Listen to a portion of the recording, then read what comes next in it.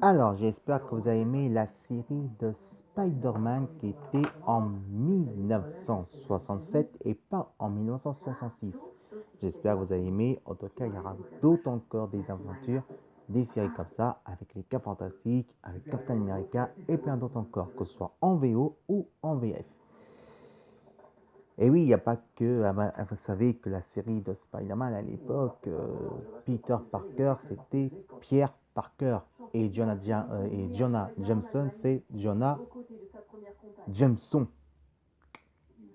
Oui, mais à l'époque, c'était ça à l'époque, hein. Il n'y avait pas des justement des bandes. En fait, c'était des bandes de son avec les acteurs. C'était enregistré par les acteurs avec des bandes de son, évidemment, comme un feuilleton de radio. Je vous rappelle qu'évidemment, qu'à l'époque, avant, les acteurs qui racontent l'histoire des aventures des héros des westerns, c'était enregistré dans l'émission de radio, évidemment, avec les acteurs. Et bien, c'est la même chose en série télévisée, en série animée de l'époque, jusqu'à maintenant. Maintenant, ça a beaucoup changé.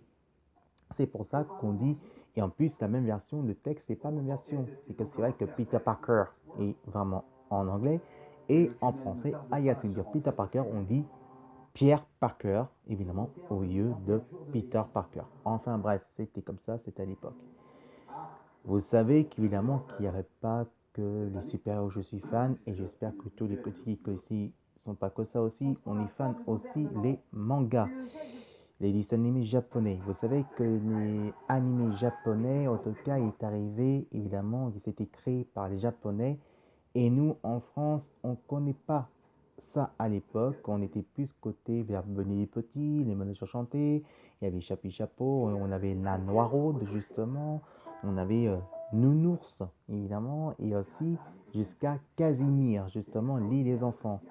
Mais vous savez qu'en tout cas, que chez nous, en France, à partir de début des années 80, Dorothée, Jackie, Ariane, Corbier, Patrick Simpson-Jones et Cabu nous a fait découvrir, transférer les séries animées de Japon qui est arrivé déjà vers les années 60-70 et évidemment chez nous en France vers les fins des années 70, début des années 80. En 1975, Goldorak est né au Japon et chez nous est arrivé en France en 1978. Megalosaurus Z, alias de Goldorak, évidemment, était un des premiers icônes qu'on a découvert le plus longtemps, évidemment, qu'ils a fait le plus beau émotion, émotionnelle de l'émotion de notre cœur que Goldorak a été né.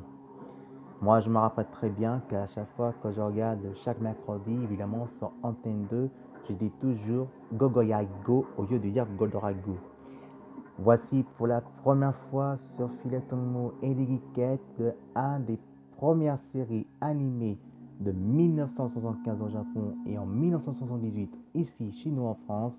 Goldorak, évidemment, passe à chaque été dans Filet Tomo et les Geekettes sur YouTube et sur Facebook Messenger. Alors, Goldorak, c'est à toi et on dit Goldorak, go!